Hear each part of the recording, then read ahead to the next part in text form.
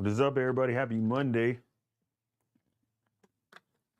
So I wanted to jump on here and go live. Just chat with you guys. Hopefully everybody had a good weekend. Let me make sure I'm live on everything. Let's see. All right, so we rocking and rolling. Hopefully everybody had a good weekend. I was browsing through online just a little bit ago, and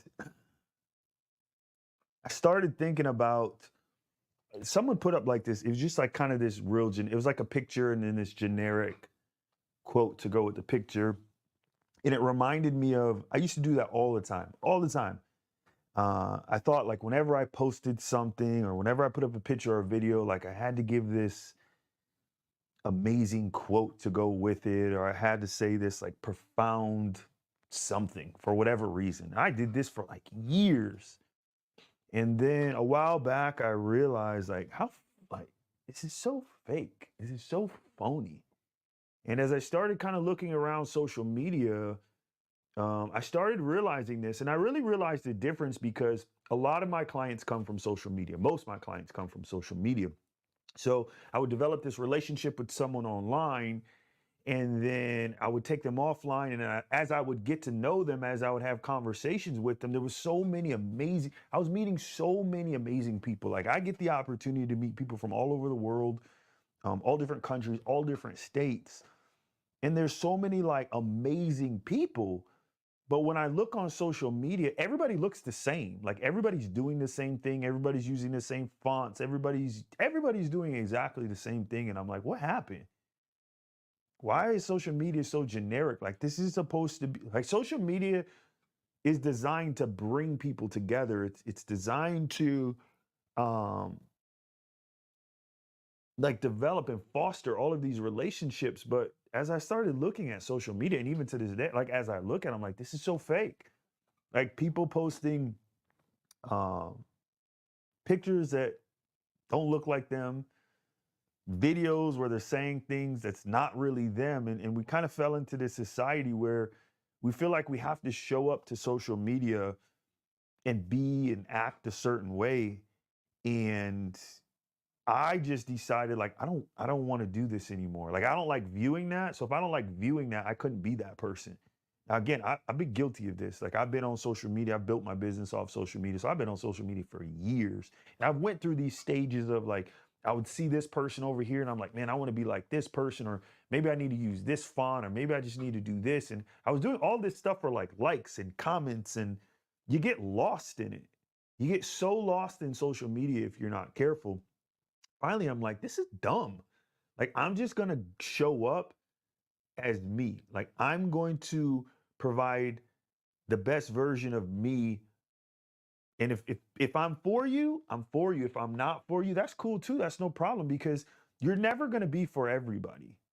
I think it's important to understand that. Like, even in real life, you meet some people, they're amazing. You're like, man, I genuinely like this person and I want to get to know this person. And then you meet other people and you're like, you're cool, but you're just not for me.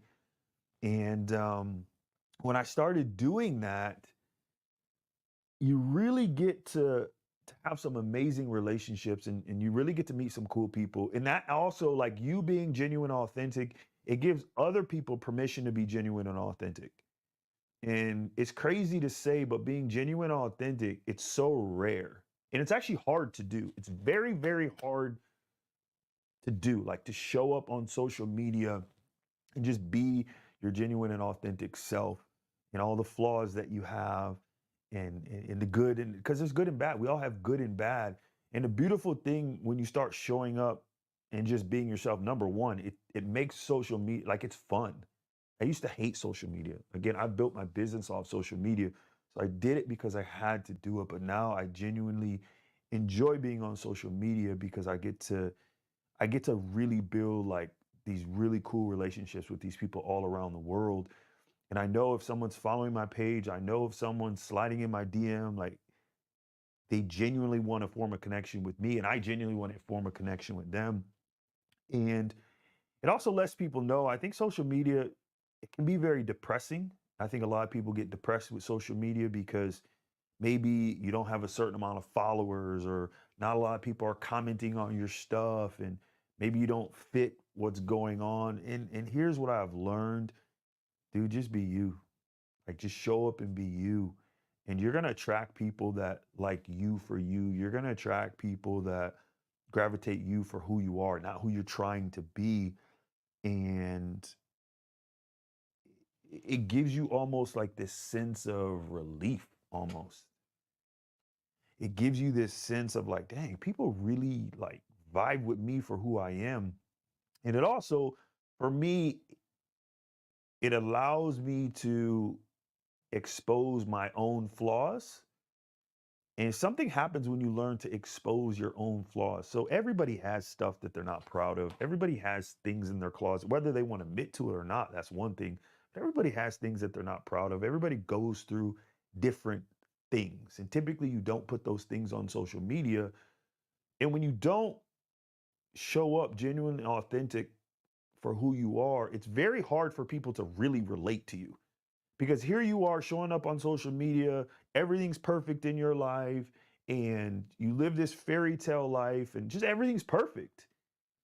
And then it's hard for people to relate to that, because the reality is, for most people, everything is not perfect, right? A lot of people are dealing with health issues.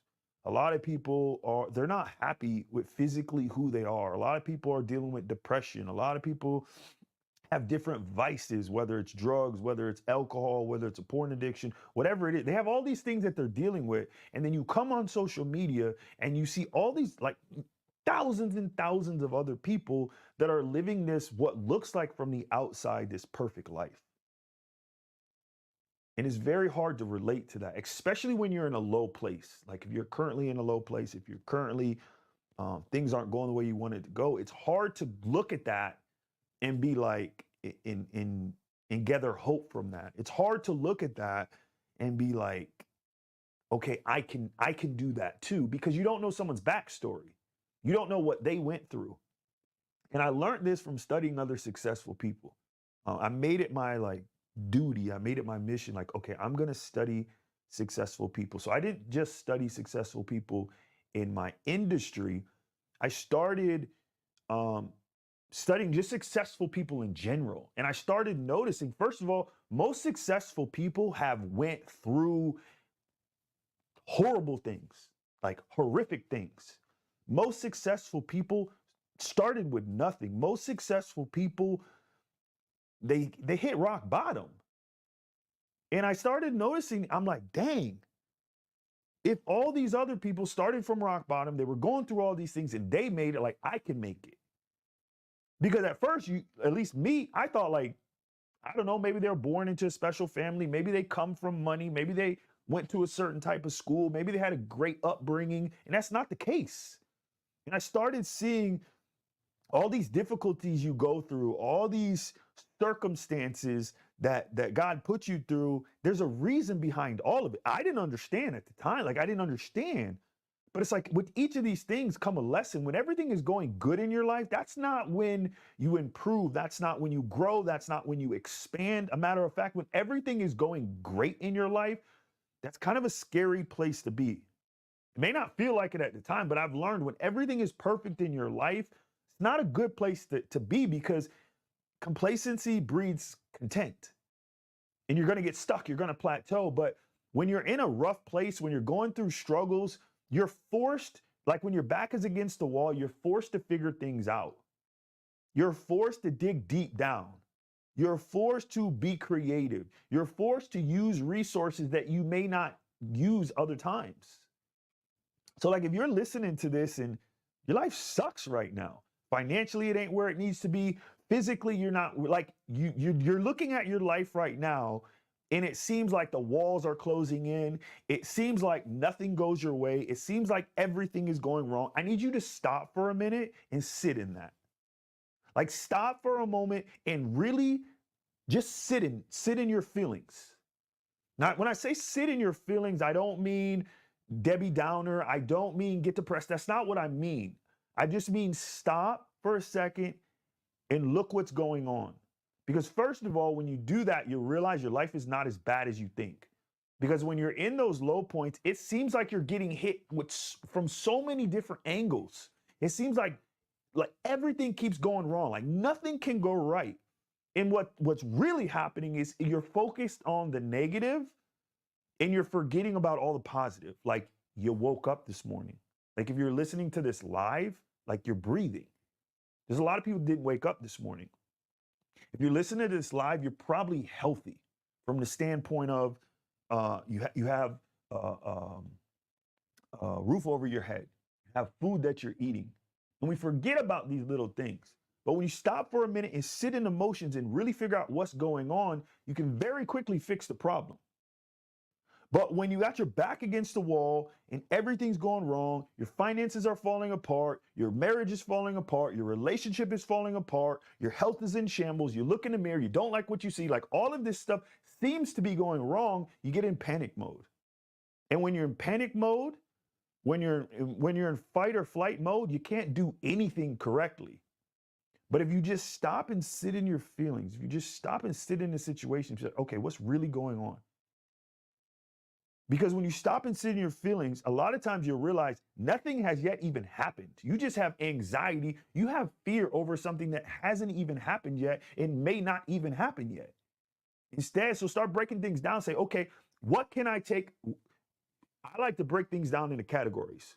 And the categories I like to break things down is first I say, okay, what is in my control that I can handle? Because some stuff you're freaking out over, you're scared, you're anxious, you have all this fear and anxiety over something that has nothing to do with you. Like you can't even control the situation even if you wanted to. But because you haven't stopped for a second and said in a moment, you haven't even realized that. So anything that you cannot change, that has nothing to do with you, whether it's another person or a circumstance that's not in your control, disregard it. Don't worry about it, because fearing that, having anxiety over that, it does you no good. So just disregard that. So now you're now you have in front of you, and it's best to write this down. Like I'm telling you, if you do this, like your life can change like this. Like your life can change within 5 minutes. You can be headed in a completely different direction. So now you're left with what you can control. Now you have to prioritize everything. There are certain things that you need to handle immediately and can handle immediately. There's other things that they're important, but they can wait till next week. They can wait a couple weeks. And then there's other things that they're 12 months down the road and they may not even happen. So anything that's 12 months down the road, 6 months down the road, or may not even happen, put it to the side for right now. Don't act like it's not important. Don't act like it doesn't exist. Just set it, shelf it for a second. Shelf it. Anything that's like a couple weeks out, again, you're going to put that on another shelf, but that shelf is closer to you. And then you're going to start handling what you can handle immediately. This is the same thing that I go over with my clients. See, what happens with a lot of people, one day they wake up, something happens. They may look in the mirror one day and it's like the lights go on and they're like, I'm not happy with how I look. Or they go to the doctor and the doctor tells them, look, you need to lose this weight. Otherwise, you're borderline diabetic. You have to lose this weight. Like something usually triggers it, and then they freak out and they think they're going to handle the situation overnight. They think they want everything to change overnight. And that's just not the way results happen. Now, results can happen very fast. This is a lie that we're told and often believe. Results do not have to take a long time. So and I've been guilty of saying this, like, oh, it takes a long time to get results, or, oh, be patient. Results don't have to take a long time. You getting in the best shape of your life, you completely transitioning what direction you're headed, whether it's physically, financially, mentally, that does not have to take a long time, but there is an order that you need to do things. And when you start prioritizing things like this, now you're starting to put together a framework to change your life. It's kind of like, you probably heard that saying, like, how do you eat an elephant? Which I don't know why you'd want to eat an elephant, but the saying goes, you eat an elephant one bite at a time, right? It's the same thing with changing your life. You have to accomplish one thing at a time. Let's see. Let me hit these comments. What we got over here? All right, let's see. Cornisha, what's going on? She says, I always wondered why people aren't taking a brisk walk to get their minds together. I don't know, but I'm quick to walk something out. That's awesome. And I'm glad she said that, because that is actually one of the number one things that I tell my clients to do. The most underrated thing that somebody can do is walking. Number one, you can do it from anywhere, so you have literally no excuse. I don't care where you live. I don't care what's going on. I don't care what the weather's like. You have no, like, if you have like physical elements that are bothering you, like, majority of people can go walk. And if you can do it, you can do it consistently. So I definitely agree with that. Another thing she said, this is huge too. I'm actually going to do a YouTube video about this today. Consistency. You know, I was in the gym this morning and someone said to me, great question.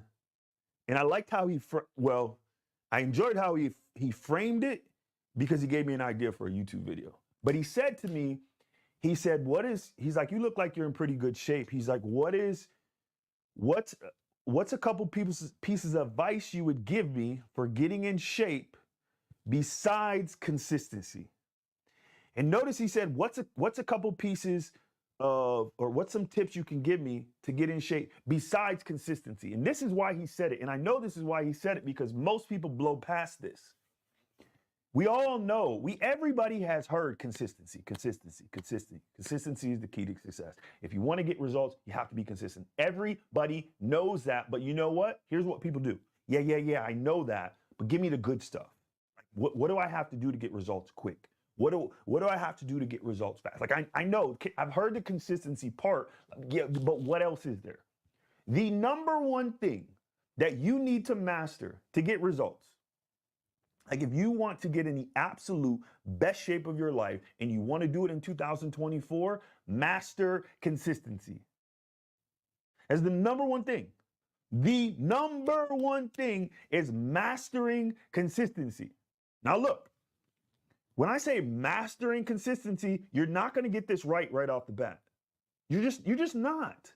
I've literally coached thousands of people. Thousands of people. Out of those thousands of people, I can count on two hands how many people got this part of the equation, the most important part of the equation, right the very first time. And I'm no exception to this rule. I literally just fell off a 75 hard. I fell off after 5 days. 5 days, I fell off. Right? I didn't complete what I needed to complete. So guess what I had to do? I had to start over.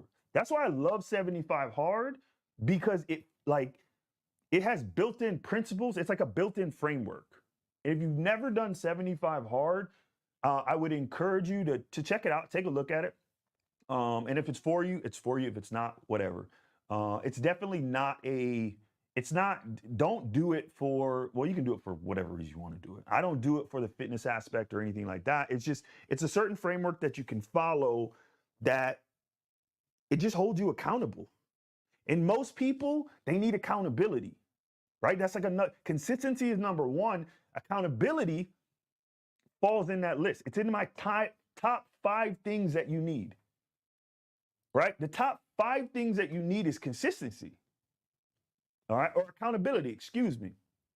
So, and I hear a lot of people, they'll say, you know, I don't have no one to hold me accountable, or, you know, my spouse is, you know, they're not on board. I don't have like all my friends, they go out, they're drinking, they're going to happy hour. Like, look, I get it. That's why 75 hard is perfect. It keeps you accountable. And when you do it, be honest with yourself, because here's what you're going to want to do. Because there's very specific rules for 75 hard.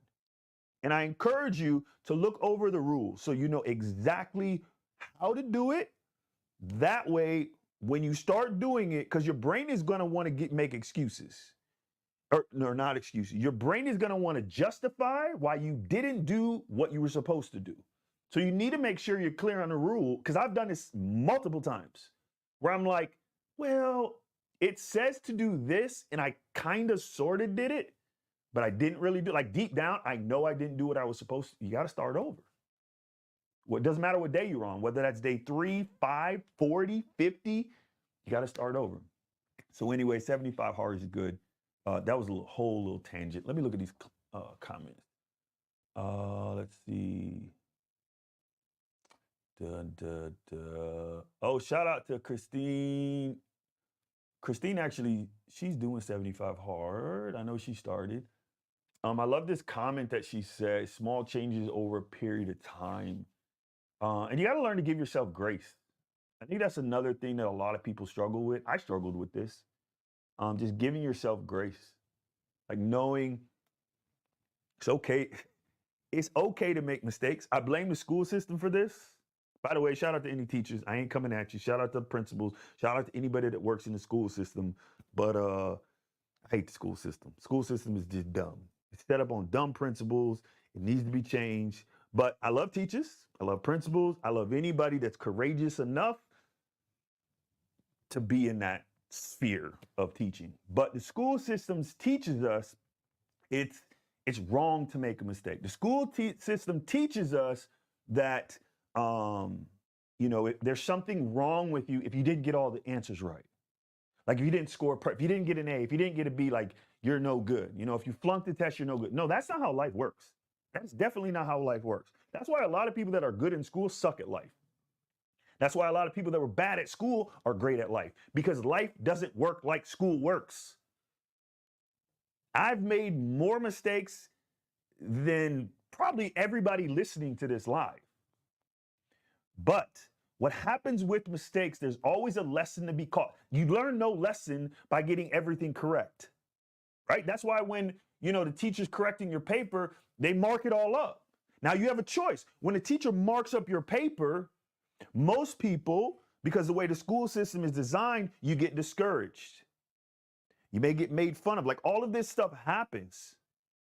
One of the first things I tell people when I'm coaching other entrepreneurs is fail early and fail fast. Make as many mistakes as you can, as quick as you can. Which is that is the complete opposite of what you're told in school. The reason I say fail early, fail fast, because most people, because of our school systems, because of how you were taught, because of the way you learn to learn, you don't take any action. You're scared to make mistakes. You're scared of failing, right? Nobody wants to be a failure. Well, here's newsflash. That's how you learn. That's how you're going to get ahead, is by failing and learning from that. One of my favorite things to do when I have a new client, by the way, shout out to Michelle. I know she was on here. Stacy's on here. Stacy, how much are you down, by the way? Shout out to you. Stacy's crushing it. She's crushing it. Put in the chat if you're still on how much you're down. One of the things that I love telling my clients is post on social media as if you have your own reality show. Like, go tell the world what you're gonna do. Go document your journey. And I tell them that not so they can necessarily show the world what they're doing. It has zero to do with the world. It's all for them. Because most people on social media, it's your peers, it's your friends, it's your family. It's the people that mean the most to you. And when you put yourself out to the people that mean the most to you, when you put yourself out to the people you care about, nobody wants to fail. Nobody wants to be a failure. See, a lot of times when people come to me and they want results, they don't tell nobody. A lot of times they don't even tell their spouse. And the reason they don't tell anybody, and the reason they don't tell their spouse, and they don't tell anybody, is because they've tried in the past before and they failed. Like, nobody wants to fail. Nobody wants to be a public failure. But the reality is, again, I've been doing this for years. Everybody has failed. Everybody has started a diet and fell off. Everybody has said they were going to had some New Year's resolution, and it didn't work out. It didn't go the way they wanted it to go. And that's happened again and again and again and again. Here's the difference. There's some people who they do something, they fail, and they try again. They do something, they fail, and they try it again. I give every single one of my clients a blueprint. It's a blueprint. It does not fail. It's fail safe. Like if you become my client, you will not fail if you follow the system. If you there's a certain it's an easy framework to follow. But what's easy to do is also easy not to do. I'm well aware of that. So part of a big deal of my coaching, it's not, you can DM me right now and I'll tell you exactly what to do. I put so much content out that tells you step by step exactly what to do. If you just go back and look at my content, I give you everything. I've literally given every nuance, every secret, which there is no secret, what to do. See, it's not information that people need, it's implementation. That's where people struggle. There's no shortage of information. There's zero shortage of information. You can go on Google, you can go on YouTube, you can go on Instagram, you can go on TikTok, and just study that for an hour. You'll have everything you need to get whatever body you want, whatever body you want. So if there's no shortage of information, we all know that thanks to the internet, what's the problem? Why are we more obese than we've ever been? Why do we struggle? Why is it so challenging? Why is it so hard?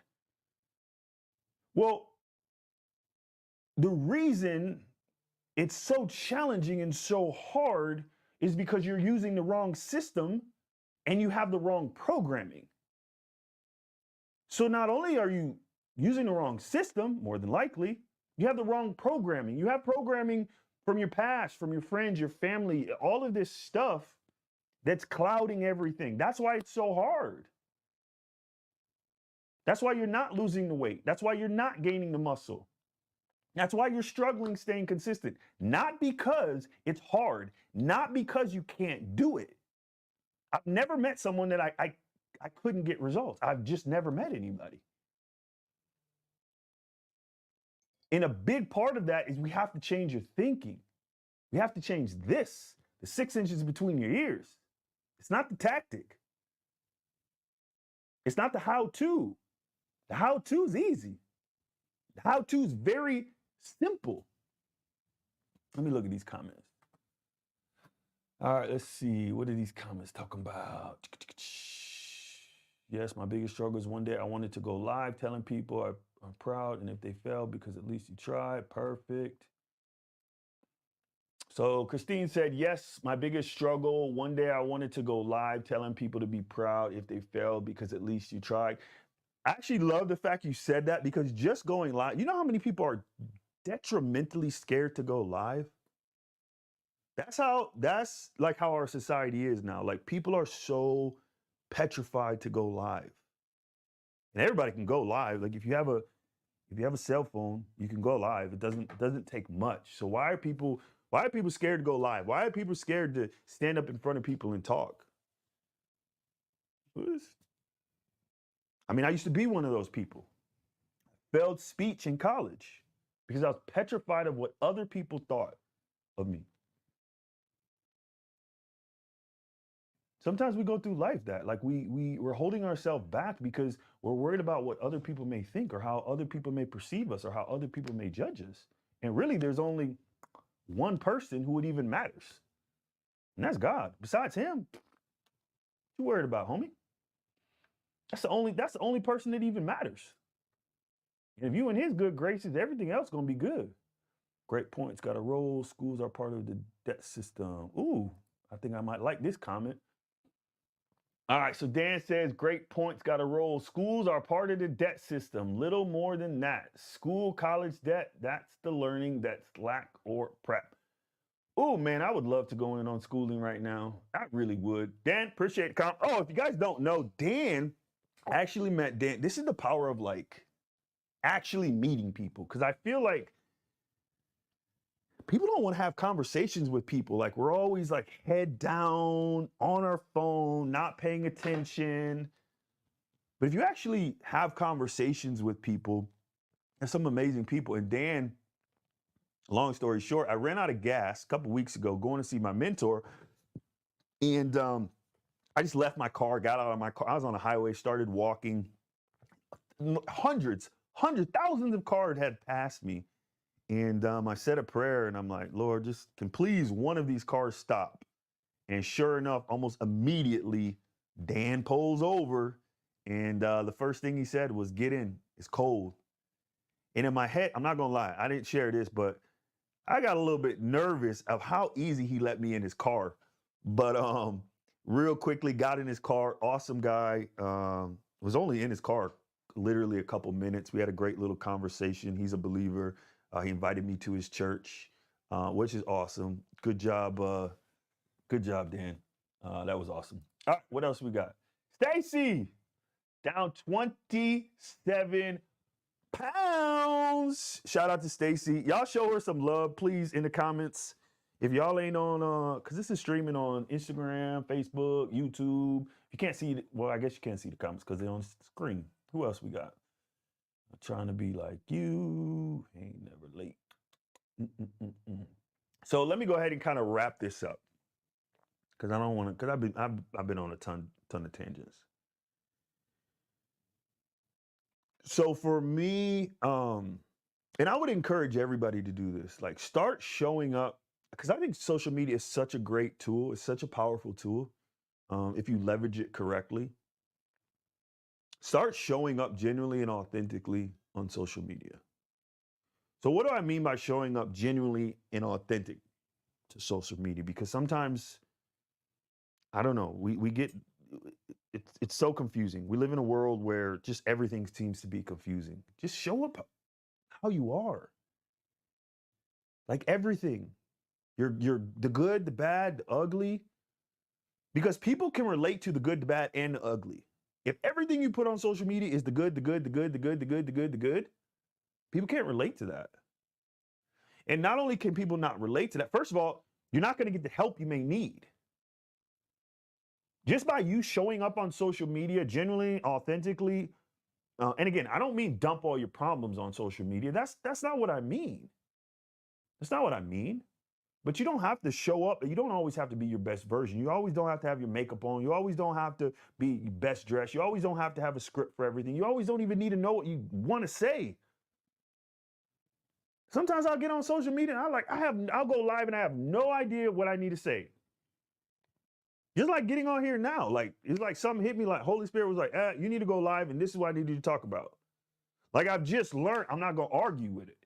I'm just, okay, I'm going to go live and here's my talking points. And if whether someone gets on or don't get on, it don't make me none.